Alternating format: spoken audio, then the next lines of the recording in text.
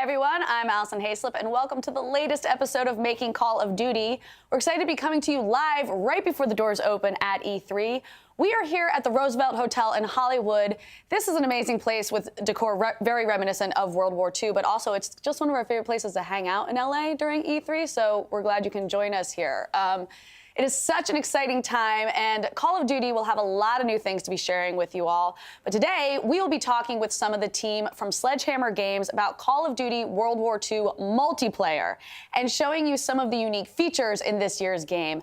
And of course, we want to hear from you. So if you have a question, let us know in the comments section, and we will possibly be answering them throughout the show.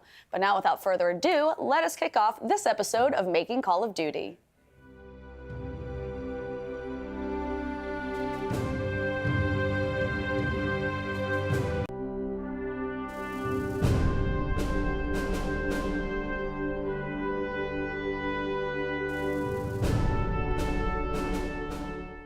All right, with me to kick off the show is Michael Condrey, studio head of Sledgehammer Games. Hi, thanks for joining us, Michael. It's a pleasure to be here. Are you so excited to be here sharing multiplayer with the world right now? Couldn't be more excited. I mean, the studio has spent 3 years working on this, pouring our hearts and souls into it, and we get to bring it to fans. That's why we do what we do. So this is a really special conference for us. Right. So what's the approach you took in developing this year's multiplayer?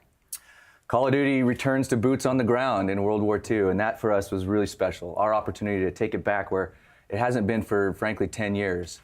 And with an arsenal of iconic weapons and iconic map locations around the world and that gritty, intense World War II combat, this is a ton of fun. Right. So since we are going all the way back to World War II, what are the new and innovative things about this multiplayer that you guys have developed? Oh, man, we have so much to talk about today. Yeah. We really do. I mean, boots on the ground, fans are going to love it. But we've got a ton of innovation as well.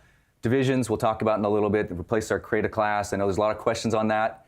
We have Headquarters, the biggest innovation in multiplayer this year, and War, a ton of fun and a brand new way to play Call of Duty MP. We're going to show you some of that. Right. Now, you keep saying boots on the ground, but what does boots on the ground mean to you?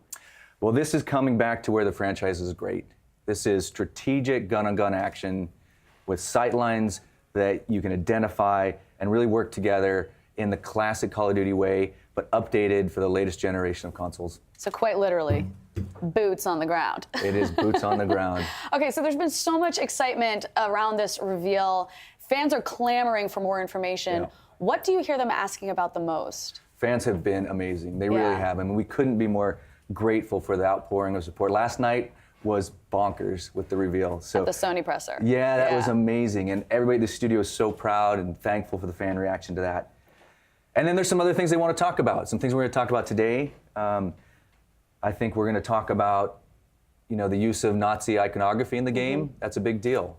It's something we really wrestled with. There's this responsibility to balance what really happened in an authentic way.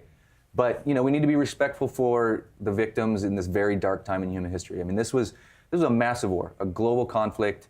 100 million people perished in this. So ultimately, we decided that Nazi symbols like the swastika had a place in our campaign to be historically accurate. You see that in film and TV. So, but our multiplayer in zombies, this is a global community. This is a global community where the experience is visceral and intense.